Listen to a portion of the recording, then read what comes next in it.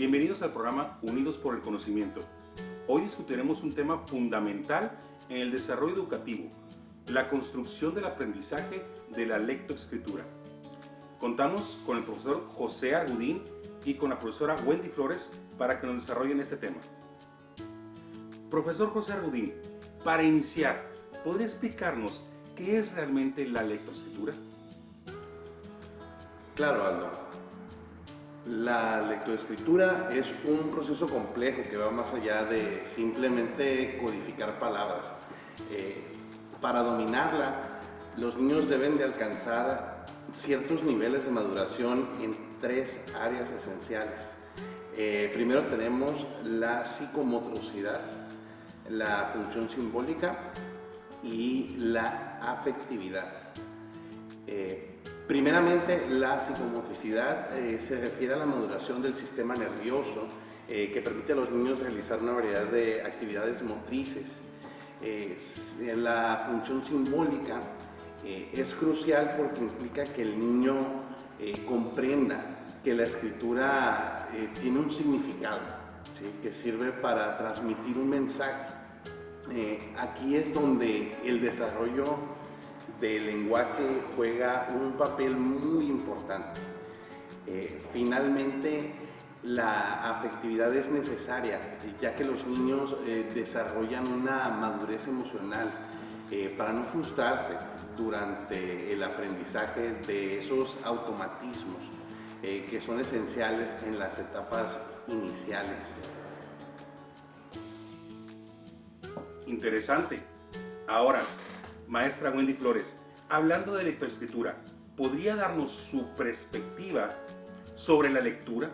¿Qué implica realmente leer? Por supuesto, Aldo, leer es un acto de pensamiento que requiere una intensiva movilización cognitiva. Implica lo que es interpretar y construir el significado del texto. Es una interacción constante entre el lector y lo que se lee.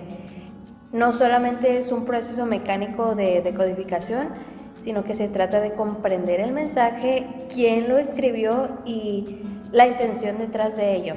Enseñar a leer implica hacer que los estudiantes vean un mensaje escrito de una expresión y de manera que puedan ellos comunicarlo y transmitirlo. Perfecto, Wendy. ¿Qué hay de la escritura, profesor Argudín? ¿Cómo describiría usted este proceso? La escritura, al igual que la lectura, cumple una función social crucial. Escribir significa comunicar algo, ya sean experiencias, pensamientos, emociones. Sin embargo, escribir no es solo cuestión de codificar palabras. Debemos de verlo como una herramienta que nos permite representar el lenguaje oral para transmitir el mensaje a las demás personas. Es por esto que la habilidad de escribir implica una intensa actividad cognitiva y, al igual que la lectura, debe desarrollarse en contextos reales de comunicación. Es evidente que tanto la lectura como la escritura son fundamentales. Hablemos ahora de la importancia de la lectoescritura en la vida de una persona. ¿Qué nos puede decir sobre esto, profesora Wendy? Ok, la lectoescritura, por otra parte, no solamente facilita la comunicación, sino que también estimula el pensamiento crítico, la concentración y la capacidad de análisis. Mejora el vocabulario y lo que es la comprensión de estructuras lingüísticas complejas, pues lo cual es crucial para una interacción efectiva entre los diferentes contextos, ¿no?, tanto sociales como académicos que se les presenten a los estudiantes. Sin duda, suena esencial. Profesor Argudín, ¿podría enumerar algunos beneficios del desarrollar habilidades de lectoescritura? Por supuesto, Aldo. Aquí hay unos beneficios clave. Primeramente, estimula el pensamiento crítico. También desarrolla la concentración y la capacidad de análisis. Mejora las capacidades neuronales y también podemos mencionar, por ejemplo, que facilita el acceso a un vasto conocimiento sobre distintos temas por medio de permite también expresar sentimientos, pensamientos de manera clara, que es algo muy importante, ¿no? La comunicación, el saber comunicarnos de forma efectiva con los demás. Es una forma de fomentar la empatía, ¿sí? Y también, pues, obviamente ayuda a obtener buenas calificaciones en la escuela, ¿no? Y nos abre una oportunidades laborales, profesionales. Es una ventaja que tienen las personas que cumplen con estas características. Muy bien, continuemos. Me gustaría hablar sobre los métodos de enseñanza de la lectoescritura. Para eso le pido al profesor Argudín, ¿podría explicarnos el método alfabético y cuáles son sus ventajas y desventajas? Claro, Aldo. El método alfabético es el enfoque tradicional en la enseñanza de la lectura y la escritura. Se basa en distintas fases. Por ejemplo, los niños pueden aprender cada letra minúscula del alfabeto, empiezan por su nombre, la pronunciación, se conforma combinando letras. Se empieza principalmente con sílabas directas como S, la letra A, el sonido SA, luego sílabas inversas y finalmente ya una combinación con sílabas mixtas.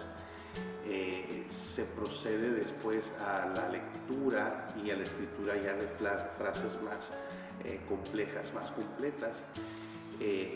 Luego se trabajan diptongos, triptongos y después ya dominado esto se introduce lo que vienen siendo las letras mayúsculas, la acentuación, la puntuación y ya una vez que se ha dominado la lectura de una forma mecánica, ya avanzamos a lo que viene siendo una lectura más expresiva, ya enfocándonos más en la entonación, en las pausas, para finalmente abordar lo que viene siendo la lectura comprensiva. La ventaja de este método radica en su estructura, que es muy organizada en cuanto a los rasgos ortográficos. Sin embargo, como todo, tiene sus desventajas. Por ejemplo, nos hemos dado cuenta que no respeta el proceso natural del aprendizaje infantil, a menudo ignora el significado de las palabras y esto puede a la larga llegar a dificultar la comprensión. Interesante. Ahora, Wendy, ¿podría hablarnos sobre el método fonético? ¿En qué se basa y cuáles son sus pros y sus contras? Claro que sí, Aldo, con mucho gusto. Ok, el método fonético, a diferencia del alfabético que acaba de mencionar mi compañero Argudín, se centra en lo que es la asociación entre grafemas y fonemas. ¿Qué quiere decir esto? Se centra en lo que es la relación entre las letras y sus sonidos. Con este enfoque, pues, se enseña básicamente a los niños a reconocer los sonidos de las letras en lugar de los nombres. Este método utiliza básicamente lo que son 4 etapas. Entre ellas la primera es que se comienza con las vocales y luego se pasa a las consonantes. A menudo en este método se utilizan lo que son las imágenes para asociar lo que son los sonidos con los objetos. Otra de sus etapas es las consonantes. Pasamos a lo que es las consonantes, donde se empiezan a combinar con las vocales en forma de sílabas directas: mame, mi, mamú, sase, si, su. En la tercera etapa de este método se empiezan a combinar las sílabas para formar palabras y esas palabras se utilizan para crear oraciones. Y pues la última etapa de este método es que después se avanza a lo que son las sílabas inversas, mixtas y pues las que son más complejas. En vez de sas, es, si, so, su, as, es, en, an, se empiezan a invertir lo que son las sílabas. Una de las ventajas de este método que te puedo decir es que facilita el aprendizaje de la mecánica de la lectura. Permite dedicar más tiempo a la comprensión de lectura. No obstante, como su carácter es mecánico, puede hacer que despierte poco interés en los niños y, al igual que el método alfabético, a menudo descuida lo que es la comprensión del contenido en sí. Muchas gracias, profesora Wendy, por esa aclaración. Profesor Argudín, ¿qué puede decirnos sobre el método silábico y cuáles son sus características? El método silábico se centra en la sílaba como la unidad más pequeña pronunciable y se enseña de la siguiente manera. Comenzamos aprendiendo las vocales y después introducimos algunas consonantes. A menudo nos apoyamos mucho en las imágenes. Formamos sílabas directas. Esto quiere decir consonante más vocal, y utilizamos silabarios. Con estas sílabas generamos palabras utilizando también ayudas visuales. Después se enseñan grupos consonánticos y sílabas inversas, y finalmente aprenden diptongos, triptongos y variantes mixtas, etc. Entre las ventajas del método silábico es que permite a los niños entender mejor la sílaba. Es una unidad y facilita la separación silábica. Sin embargo, tienen desventajas, como que la sílaba por sí sola carece de significado. Lo que a menudo lleva a un aprendizaje mecánico que puede resultar aburrido. También puede hacer que la lectura se realice de manera silabiada, lo que afecta la fluidez y la comprensión. Es evidente que cada método tiene sus propias características y desafíos. ¿Cómo podrían estos enfoques complementarse en el aula para mejorar la lectoescritura de los estudiantes? Creo que es clave integrar los diferentes métodos. Por ejemplo, se podría iniciar con el método fonético, pues para establecer lo que es una base sólida de sonidos, y luego utilizar el método silábico para lo que es la construcción de palabras, y yo a lo último agregaría lo que es el método alfabético, que podría incorporarse posteriormente para asegurar lo que es la comprensión de todos los aspectos ortográficos, vaya. Sí, estoy muy de acuerdo con lo que comenta la profesora Wendy. La combinación de distintos métodos va a permitir adaptarse a las necesidades de cada niño, permitiendo que aquellos que responden mejor a un enfoque en particular se puedan beneficiar al máximo. Fomentar una enseñanza multisensorial que incorporen visuales, audios, kinestésicos, también es fundamental. Sigamos adelante. Profesor Argudín, ¿puede explicarnos el método global y cómo se utiliza en el aprendizaje de la lectoescritura? Con gusto, Aldo. El método global se enfoca en la comprensión de unidades, ya que tienen un significado completo, con palabras o frases, y se vincula con elementos visuales, como imágenes, objetos. Este método tiene 4 etapas fundamentales. La componen la comprensión. Presentamos palabras y frases sencillas asociadas a imágenes de objetos de la clase, fotos de los compañeros. También está ahí la imitación. Los niños copian y dictan palabras y frases que han aprendido previamente. La elaboración. Se trabaja con las sílabas, las letras y los fonemas y se forman nuevas palabras, descomponiendo las que ya se conocen. Y finalmente tenemos esta etapa de producción, ¿sí? Los niños desarrollan textos, descripciones o relatos muy breves y se enfocan en la comprensión lectora. La principal ventaja que tiene este método es que aprovecha la memoria visual de los niños, facilitando el reconocimiento de las letras y la identifican con patrones en diferentes palabras.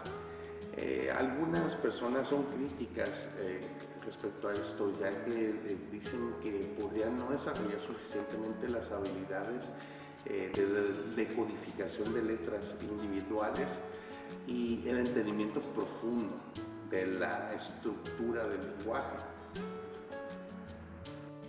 Interesante. Ahora, profesora Wendy, hablemos sobre el método léxico. ¿Qué características tiene y cómo se aborda la enseñanza? Ok, Aldo, ¿qué te puedo decir del método léxico? Este método se centra en la palabra como unidad del significado. Las fases de este método incluyen las siguientes. La primera es la presentación de la palabra. ¿Qué quiere decir esto? Pues se eligen palabras sencillas y comunes junto con una imagen y su representación. Después pasamos a lo que es juntar con otras palabras o relacionarlas. Aquí los niños pues deben elegir una palabra entre varias opciones y unirlas con lo que ellos consideran. Un ejemplo, la presentación de la palabra, escogemos la palabra cocina.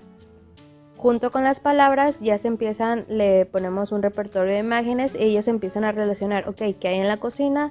A lo mejor una licuadora, una estufa, un refrigerador. Otra de las etapas que pasamos a la siguiente es ya copiar y hacer lectura. Aquí los niños empiezan a transcribir las palabras y leen la palabra completa, lo que relacionaron con la palabra inicial. Después empezamos con lo que es la descomposición, donde la palabra, pues como lo dice su etapa, se descompone en sílabas, en letras y sonidos. Y ya pasamos junto con esto a lo que es la combinación, donde se forman nuevas palabras mediante pues la combinación de las letras y sílabas de las palabras anteriores.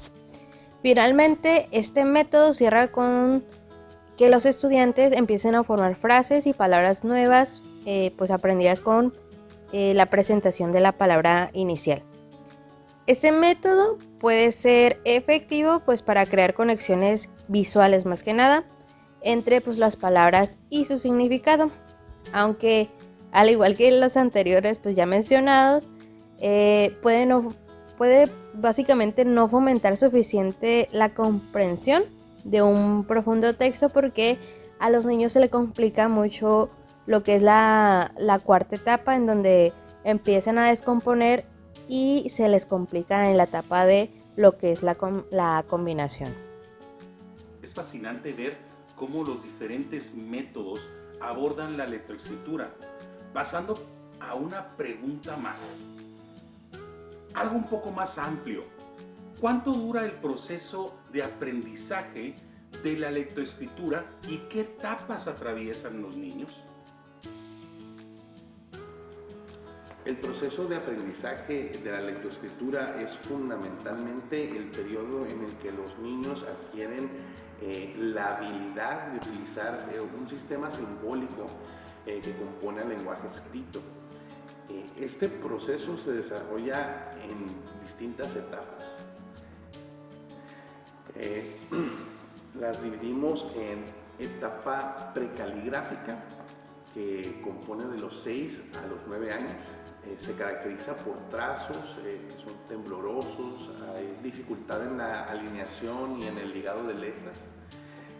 Esta etapa infantil comienza cuando los niños dominan su motricidad fina. La escritura se regulariza y se ajusta al ideal caligráfico más o menos a los 12 años. Después tenemos una etapa postcaligráfica. Inicia cuando la rapidez en la escritura se vuelve crucial. Es muy común observar la tendencia a ya ver unas caligrafías personalizadas, distintivas entre cada individuo, y pues es esencial entender que el enfoque pedagógico debe adaptarse a cada etapa, evitando presionar a los niños antes de que estén listos, pues esto puede afectar su confianza y su motivación en cuanto a la escritura. Así es muy importante recordar que la adquisición de estas herramientas básicas para lo que es la lectoescritura normalmente ocurre entre cierta edad, entre los 6 y 7 años, lo que es primer y segundo año de educación básica. Durante pues este tiempo es donde los niños aprenden a mejorar todo lo que es el sistema de símbolos, pues para poder comprender y estructurar mensajes efectivos. Cabe resaltar de que va a haber en ciertas ocasiones en donde a algunos alumnos se les facilite antes del primer o segundo año de primaria, o también se puede dar el caso que pasando segundo año de primaria se les dificulte, pero pues hay que tener en cuenta que la edad donde se empieza a desenvolver esto con mayor frecuencia es entre la edad de 6 y 7 años. Agradezco mucho sus explicaciones detalladas. Se nota que el aprendizaje de la lectoescritura es un proceso complejo y que como educadores debemos ser muy conscientes de la etapa en la que se encuentran nuestros estudiantes. Gracias nuevamente por sus valiosas contribuciones. Maestro Argudín, maestra Wendy, antes de finalizar, quiero hacer una reflexión sobre lo que hemos discutido a lo largo de esta entrevista. Me queda claro que este ha sido un viaje enriquecedor y sorprendente desde la exploración de los diferentes métodos de enseñanza de la lectoescritura, como el silábico, el fonético, el global y el léxico, hasta la comprensión de las etapas del aprendizaje de los niños. Es evidente que cada enfoque aporta algo único y valioso al proceso educativo. Lo que más me impactó fue cómo cada método no solo se centra en la lectura y la escritura, sino que también considera las diferentes capacidades y estilos de aprendizaje de los niños. Hay tanto énfasis en la creatividad, la memoria visual y la importancia de construir conexiones significativas con el lenguaje, que me hace reflexionar sobre nuestro papel como educadores. Además, es fundamental recordar que la lectoescritura no es solo una habilidad a aprender, sino un proceso continuo que se extiende más allá de los primeros años de convivencia académica. La comprensión y la producción de textos son habilidades que evolucionan con el tiempo a medida que continuemos nuestra trayectoria como educadores y estudiantes. Debemos ser flexibles y también estar dispuestos a adaptar nuestra enseñanza a las necesidades de nuestros alumnos, fomentando un ambiente que no solo valore la mecánica del aprendizaje, sino que también promueva la curiosidad y la comprensión. Por último, me gustaría agradecer sinceramente a nuestro profesor Argudín y a nuestra profesora Wendy por tomarse el tiempo de tomar estas videollamadas y compartir sus conocimientos y apasionados enfoques sobre la lectoescritura. Espero que nuestros oyentes se lleven valiosas lecciones y reflexiones que puedan aplicar en sus propias prácticas educativas. Muchas gracias y nos vemos en la próxima. Gracias.